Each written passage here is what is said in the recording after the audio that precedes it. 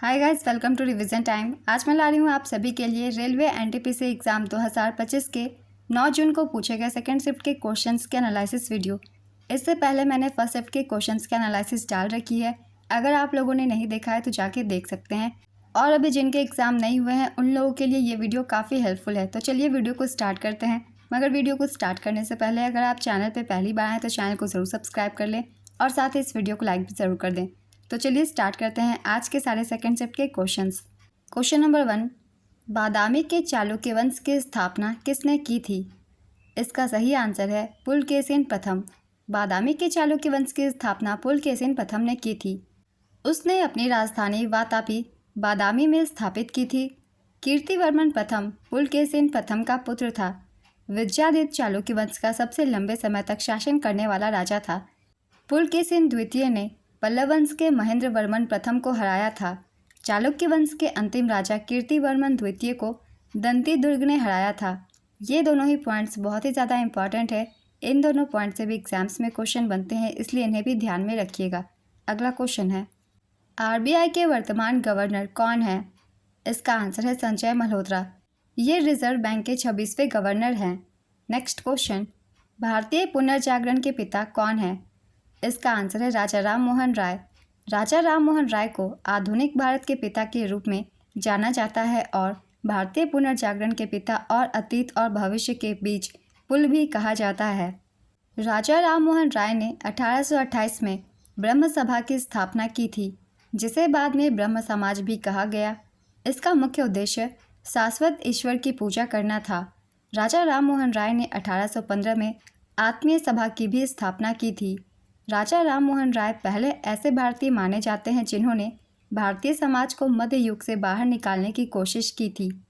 Next question, Sudarshan झील का जीर्णोद्धार किसने करवाया था? इसका आंसर है रुद्रदामन प्रथम ने।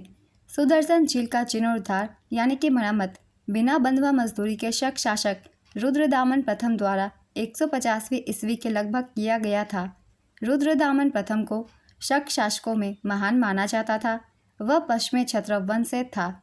सुदर्शन झील गुजरात के सौराष्ट्र में गिरनार पहाड़ी के बीच स्थित है।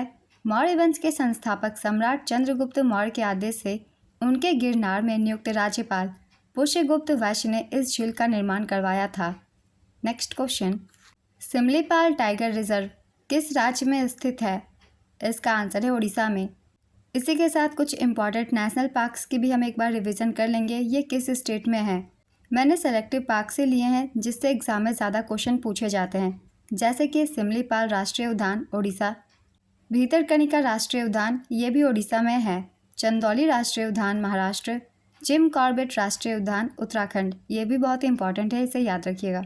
डेजर्ट राष्ट्रीय उद्यान राजस्थान, रणथंबोर राष्ट्रीय उद्यान राजस्थान, सुंदरबन राष्ट्रीय उद्यान पश्चिम बंगाल, डिब्रू साइखोवा राष्ट्रीय उद्यान असम तिनसुकिया, फॉसिल राष्ट्रीय उद्यान मध्य प्रदेश, गंगोत्री राष्ट्रीय उद्यान उत्तराखंड, गोविंद पशु विहार उत्तराखंड, हेमिस राष्ट्रीय उद्यान लद्दाख, काजीरंगा राष्ट्रीय उद्यान असम, केवलादेव राष्ट्रीय उद्यान राजस्थान, कंचनजंगा राष्ट्रीय उद्यान सिक्किम, माधव राष्ट्रीय उद्यान मध्य प्रदेश, मथिक तत्न शोला राष्ट्रीय उद्यान केरल, मावलिंग राष्ट्रीय उद्यान अरुणाचल प्रदेश, मधुमलाई अभ्यारण्य तमिलनाडु, नगरहोले राष्ट्रीय उद्यान, इसे राजीव गांधी राष्ट्रीय उद्यान भी कहते हैं, ये कर्नाटक में है, ओरांग राष्ट्रीय उद्यान असम, नोक्रेक राष्ट्रीय उद्यान मेघालय, पिन घाटी राष्ट्रीय उद्यान हिमाचल प्रदेश, सतपुरा राष्ट्रीय उद्यान मध्य प्रदेश, साइलेंट वैली राष्ट्रीय उद्यान केरल, सिरोई राष्ट्रीय उद्यान मणिपुर, वसंदा राष्ट्रीय उद्यान गुजरात, श्री वेंकटेश्वर राष्ट्रीय उद्यान आंध्र प्रदेश,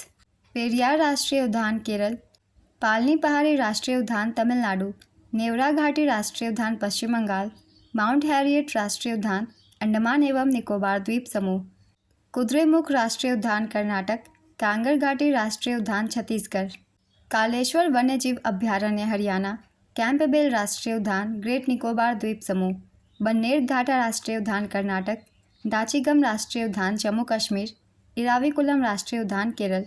ये कुछ इंपॉर्टेंट राष्ट्रीय उद्यान थे, इनसे एग्जाम में ज़्यादातर क्वेश्चन पूछे जाते हैं, खास करके वो जो आजकल खबरों में है वो, तो इन सभी को आप सब ध्यान में रखिएगा। अगला क्वेश्चन है, हाल ही में हुए दिल्ली विधानसभा उपचुनाव 2025 में किस पार्टी ने सबसे अधिक सीटें जीतकर सरकार बनाई? इसका आंसर है भारतीय जनता पार्टी या बीजेपी और यहाँ के मुख्यमंत्री रेखा गुप्ता हैं। नेक्स्ट क्वेश्चन, हाल ही में इसरो ने किस संस्थान में Shri S Ramakrishna centre of excellence in fluid and thermal science research की स्थापना की है? इसका आंसर है IIT मद्रास में। इसका उद्घाटन इसरो अध्यक्ष वी नारायणन ने किया। नेक्स्ट क्वेश्चन, MS एक्सेल में नई फाइल खोलने के लिए सबसे पहले किस टैब पर क्लिक करना होता है? इसका आंसर है फाइल टैब पर। MS एक्सेल में कोई भी नई फाइल खोलने के लिए पहले फाइल टैब पर क्लिक करते हैं। नेक्स्ट क्वेश्चन, भारत का सर्वोच्च न्यायालय किसका सतर्क प्रहरी माना जाता है? इसका आंसर है भारतीय संविधान का। मेंडलीफ ने तत्वों को उनकी गुणात्मक विशेषताओं के आधार पर किस दिशा में व्यवस्थित किया था? इसका आंसर है केवल ऊर्ध्वाधर यानी कि सिर्फ वर्टिकली। नेक्स्ट क्वेश्चन है, निम्नलिखित में से कौन सी पहाड़ी मेघालय पठार से संबंधित नहीं है? ऑप्शंस है गारो पहाड़ियाँ, खासी पहाड़ियाँ, जयंतिया पहाड़ियाँ और अरावली पहाड़ियाँ। इसका सही आंसर है अरावली पहाड़ियाँ। गारो, खासी और जयंतिया ये तीनों मेघालय पठार का हिस्सा है जो उत्तर पूर्व भारत में स्थित है। वहीं अरावली पहाड़ियाँ राजस्थान और हरियाणा क्षेत्र में पाई जाती है और इसका मेघालय से कोई भी संबंध नहीं है। ये कुछ इंपॉर्टेंट पॉइंट्स थे क्योंकि इन पहाड़ियों से ज़्यादातर एग्जाम में क्वेश्चन पूछे जाते हैं, इसलिए इन्हें भी ध्यान में रखिएगा। अगला क्वेश्चन है, भारत छोड़ो आंदोलन के दौरान समानांतर सरकार का गठन कहाँ किया गया था? इसका आंसर है सतारा में। वर्ष 1942 के भारत छोड़ो आंदोलन के दौरान देश के कई क्षेत्रों में समानांतर सरकारें स्थापित की गई थी, जिसमें उत्तर प्रदेश के बलिया, बंगाल के तामलुक, महाराष्ट्र के सतारा एवं ओडिशा के तलचर शामिल है। नेक्स्ट क्वेश्चन, भारत का सबसे बड़ा पठार किस भूगर्भीय संरचना का भाग है? इसका आंसर है गोंडवाना लैंड का। निम्न में से कौन सा कार्य मरुस्थलीकरण के लिए जिम्मेदार नहीं है? ऑप्शंस है अधिक चराई, वनों की कटाई, असंतुलित सिंचाई, स्थानीय पेड़ लगाना। पेड़ लगाने से कभी भी मरुस्थलीकरण जैसी स्थिति उत्पन्न नहीं होती है, इसलिए इसका आंसर स्थानीय पेड़ लगाना होगा।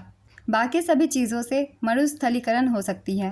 नेक्स्ट क्वेश्चन, वारली चित्रकला में सबसे पहले एक लेप किया जाता है, वह किस चीज़ का होता है? इसका आंसर है गाय के गोबर और लाल मिट्टी का।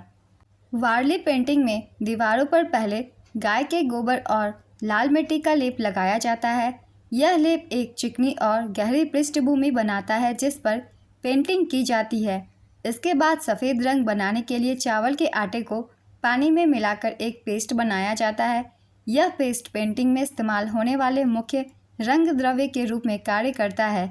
पेंटिंग के लिए एक बांस की छड़ी का उपयोग किया जाता है जिसके एक सिरे को चबाकर ब्रश बनाया जाता है। तो आज के सारे सेकंड शिफ्ट के क्वेश्चंस कंप्लीट होते हैं। अगर आप सभी को ये वीडियो हेल्पफुल लग रही हो तो वीडियो को लाइक ज़रूर कर दीजिएगा और इस तरीके की एनालिसिस वीडियो के लिए चैनल को भी ज़रूर सब्सक्राइब कर लीजिए। तो फिर मिलते हैं अगली वीडियो के साथ। आप सभी को आने वाले एग्जाम्स के लिए ऑल द बेस्ट।